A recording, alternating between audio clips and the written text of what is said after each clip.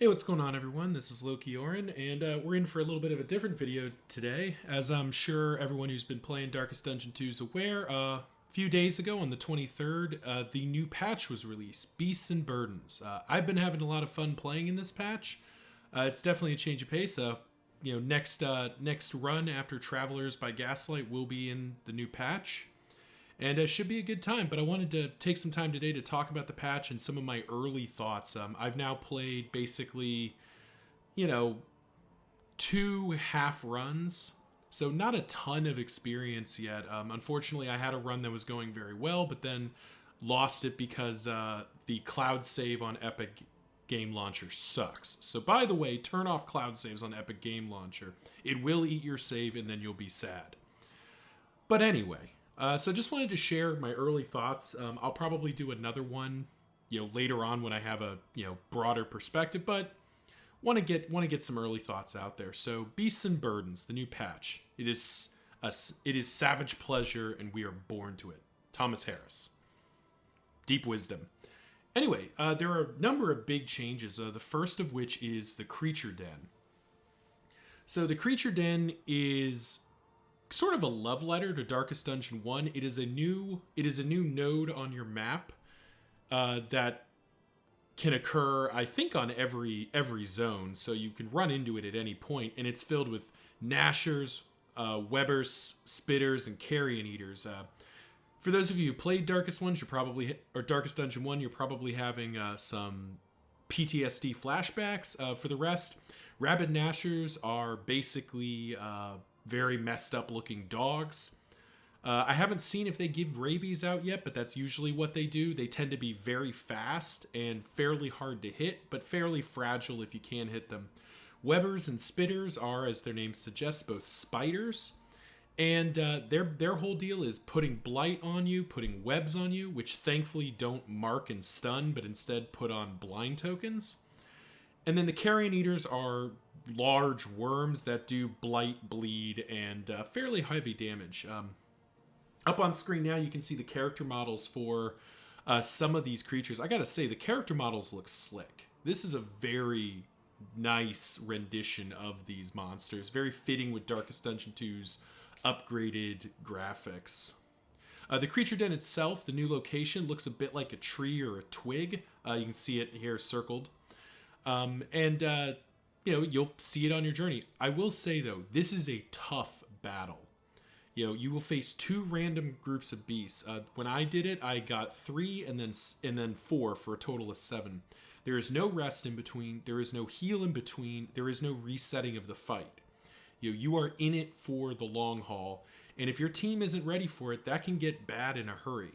However, defeating them does pay out something kind of interesting. These special animal loot parts, I've been calling them trophies because that's kind of what they are. Much like the trophies you get from the lair, these items don't do anything immediately. The example, the one I won, you just turn it in at the end, which it does automatically, and you get a 50% off discount on all consumables in the shop. So not trinkets and not the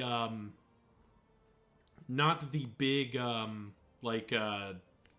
words escaping stagecoach upgrades, but all of the consumables. I think laudanum was two relics. A lot of the others were down to 4 or 6. And that's a pretty huge upgrade. If you get a good provisioner shop, which is something that they've also buffed, the provisioners will now have larger stockpiles of more stuff. That can be very powerful. So the Creature Den is definitely worth clearing out if you have a party that can take it.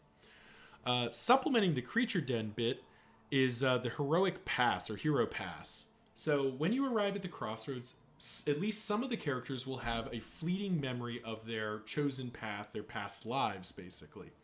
The baseline one, Wanderer, does nothing. It is the default. It is how we've been playing Darkest Dungeon 2. Apprentices get one skill already mastered. This skill is chosen at random. It may be good, it may be bad. Given how many skills in Darkest Dungeon 2 are not great, it's kind of meh, but it's better than not. And rarest of all, masters will have every skill upgraded. Haven't had a master yet, but that's pretty sweet when you get one. Additionally, each class has two paths that are unique to them. They're basically like, you almost, if you think of the Highwayman as the class, thinking in D&D terms, then the subsets are the subclass or the archetype. So in the patch notes, they describe the Plague Doctor, and you can see here Surgeon, plus 33% max health. That ain't bad. Melee skills plus 100% damage. That is huge. That makes Incision hit hard. However, that comes at a cost of minus 33% blight chance. And I will say that makes it feel like Paracelsus cannot land blight on anything. That is a huge debuff to her blight skills. And if you're running a formation like I am here with the Unusual Suspects, it can be tough to get Paracelsus into position to use Incision if you're sticking to the formation. And then finally, healing skills plus 33% healing given. With Indiscriminate Science and Battlefield Medicine, that is nuts. That is a lot of healing. So Paracelsus, the Surgeon, is very good. The alternative, the Alchemist, which I haven't seen yet, gives dramatically increased resistances and wildly powerful blight bonuses. But I imagine it will probably reduce her healing, or at a minimum, make it so her melee skill doesn't do very much. But granted, I don't want her swinging in melee very much, so that's pretty good. Another one I can show, because I had it, the Highwayman, one of his paths is Sharp Shot. This is the kind of range skill centric one, plus 50% damage to range skills, minus 50% damage to melee skills, but plus 3 speed, and you get a self buff, which is Grape Shot Blast, gives a strength token when used. This is a very powerful setup for the Highwayman. In this example, you see I had a Breacher Highwayman, which is why I'm very salty that I lost this run. But it was a wonderful thing to Breacher in and immediately point blank shot for 34 damage on a crit. It was just disgusting how much damage the Highwayman was doing. And then even after that, he was double tapping and grape shotting for, real damage. The other Highwayman path that I saw, but I don't have a picture of, unfortunately, is more melee-centric, but it actually still kind of feeds to point-blank shot.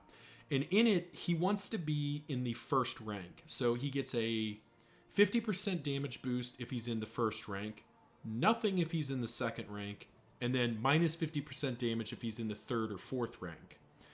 So what I was doing with that configuration was, Duelist Advance, then point-blank shot, and letting that cycle. And then the other asset, the passive skill, was that point blank shot now gave riposte as well. So you were very much encouraged to just have the Highwayman bopping back and forth and hammering away with point blank shot. They have made point blank shot a much stronger skill for the Highwayman now. It is almost a must have if you have sharp shot or the other. Next up, the Oasis. So the Oasis is actually already in the game. So I'm not sure why they're calling it a new location. But they do have this new item, Mineral Infused Spring Water. This item is amazing. You can see it up on screen here. It is minus 3 stress and a 10% heal. So the heal is not very big, but it is enough to pick somebody up from death's door. But the more important thing, the minus 3 stress is very strong. And you can get this and get the minus 5 stress heal. So, I don't know how consistent it is and how rare this item is yet. I've only been to one Oasis because I don't go to Oases very often. But this is a very strong item. Next up, new monsters. Unfortunately, I don't have any images of these. I have not seen the Pillagers yet, but the Pillagers have new guys. And then the Swine have the Swine Skiver, who is another monster from D&D 1 that I'm sure is giving people some heavy PTSD flashbacks. Because this guy hits like a bus. He is basically a javelin throwing pig that's going to hit for 12 to 16 damage, I think it's 2 stress, and knock somebody back. It is painful when this thing hits, and it will hit. It was a very sketchy sluice where I fought this thing twice. So that's exciting. It's it's an evolution of Darkest Dungeon's enemies, which is a nice thing to see. Next up, Academic View and Travelogue Update. These kind of go hand in hand. Basically, they've pulled back the curtain, kind of unlocked some of the information that we already knew was there. We just didn't know the details. But now we get to see monster skills. We get to see the details of them. We get to see things like, the information that we would have already captured, death blow resistance, etc. And then every time you hit an inn, you will get a much more detailed travel log that will lay out the quirks you got, meltdowns, boss kills, replacement heroes, any rewards, any of that information will all be displayed in a much more friendly format. Then there's a bunch of balance and quality of life changes that are mostly not super big deals, quirk revisions and some others we'll get into momentarily. So again, new monsters added. We've talked about them.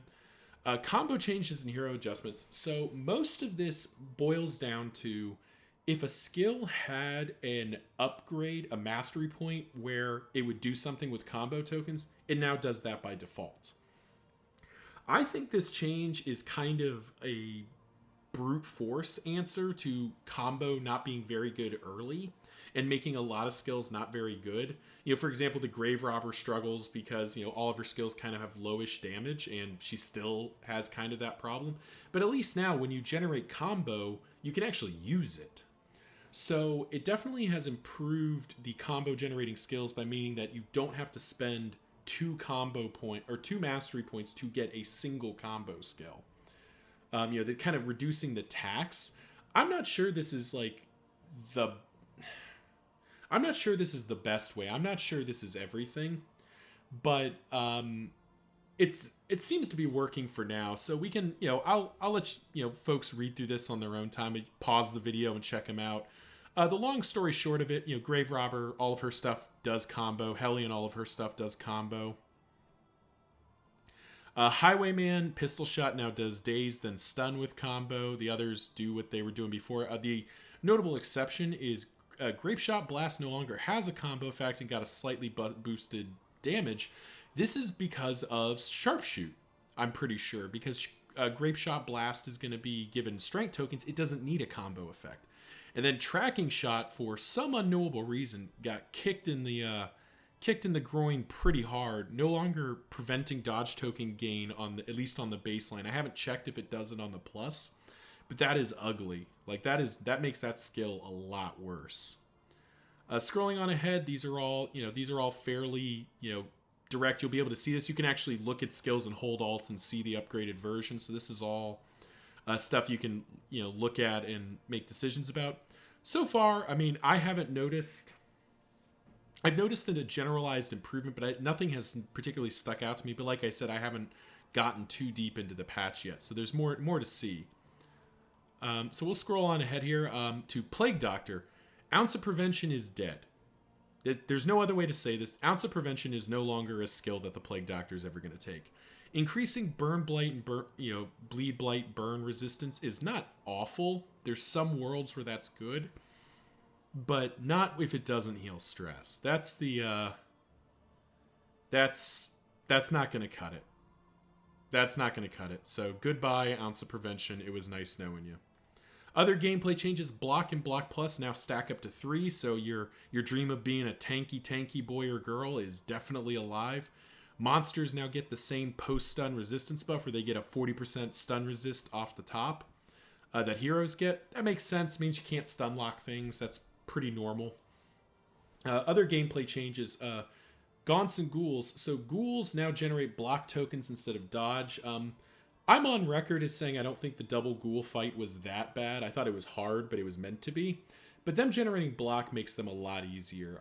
Dodge is more swingy because it's all or nothing.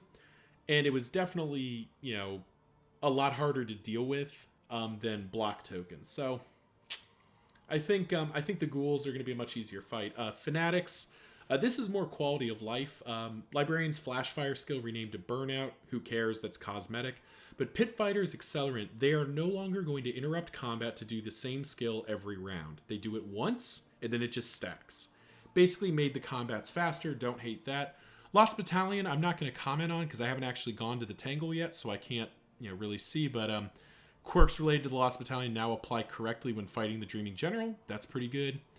Drummer's defensive formation adjusted slightly, so only the targeted foot soldiers will have taunt tokens at the time of the use. Interesting. We'll have to see how it plays out. We talked about Pillagers, the new Mongrel and Firemouth. I'm just not prepared to talk about them because I haven't seen them yet. Shambler, haven't fought the Shambler yet, but apparently Clapper Claws will now prioritize combo. Makes sense. Hero Shrine combats, Grave Robber 2 and Jester 2 have both been nerfed, it sounds like. That kind of makes sense for Jester 2, because that was the one where you had to basically know musical theory to correctly guess, but I didn't find that to be that painful. Like, that was a quick lookup to understand. And Grave Robber 2 was the drink, poisoning the guy's drink, and that one I think people were unhappy because it was very RNG. Like, you could just get patterns where it wasn't survivable. So I don't hate that those are changed. I think it's, I don't know how big of a deal it is, but if you were struggling with that, it's been made easier, and I'm glad people are gonna, they're listening to feedback basically. Quirks do things. There's been changes. Braggart now does something. Thanatophobia, I just find hilarious that it's add 10 stress on team member death. So this is a lose more button. If you have Thanatophobia and one of your guys dies, everybody's dying. It's bad. New diseases, new quirks. Nice to know there's nice to know some changes. Hypochondriac's kind of interesting because you can shuffle through diseases and get off of diseases that are bad. Other gameplay miscellaneous. In items and Stagecoach items now more accurately display what they do. The example I use is the dartboard. It now spells out that it gives a 2% crit buff and has a 75% chance of increasing relationship and a 25% chance of decreasing relationship. Nice to know. Not mission critical, but definitely nice to know which way or how the items work. In something I learned just looking at his passions, I didn't realize how initiative works. So initiative is changed from rolling a d8 and then adding speed to rolling a d6 and adding speed. So higher speed scores mean more now. You think about the cultist token, which is +7 speed. That means you can't mathematically roll lower than an 8 now, which means there are a lot of things you were just going to flat out speed almost every time, regardless of dice roll. So there's definitely something to be said for that. This is the other big change that I did get into. Affinity thresholds for forming relationships, both positive and negative, are now 7 instead of 6. Doesn't sound like a huge change, but it actually ends up being a fairly big change in terms of it takes a little bit more effort to get a relationship, but you also have a lot more flexibility if you have to tank a relationship to make the decision you want to make. You just have a little bit more leeway, which has been material. And then positive relationship durability is up to 5, which means that the relationships are much more durable because it's pretty rare to go long enough where you have 3 negative relationship ticks, which is usually what it takes to get rid of 5 score. It's 2, 2, 1. So that's a pretty big deal. Increased provisioner in store. They're just more stuff and more good stuff. So definitely an opportunity to spend those relics and baubles. We mentioned earlier increased, or maybe we did, maybe we didn't, increased loot from high difficulty road combats. Basically, if you're fighting double ghoul, you're going to get paid to fight double ghoul. I have seen a fight that I didn't think was that hard. I think it was 2 gaunts and a giant or something gave me a high level trinket for one of my characters, which I think was possible before, but it was extremely rare. But it was still just kind of stuck with me of like, they're definitely paying out more. So road battles are better than they were previously. Inns heal 1 stress per automatically, and there's a couple of UI improvements. And that's the patch. So yeah, thank you all for watching. Remember, like, comment, subscribe. Well, I'll have a run for you out soon. Like I said, I had a great run going, and then I lost the save to the cloud monster.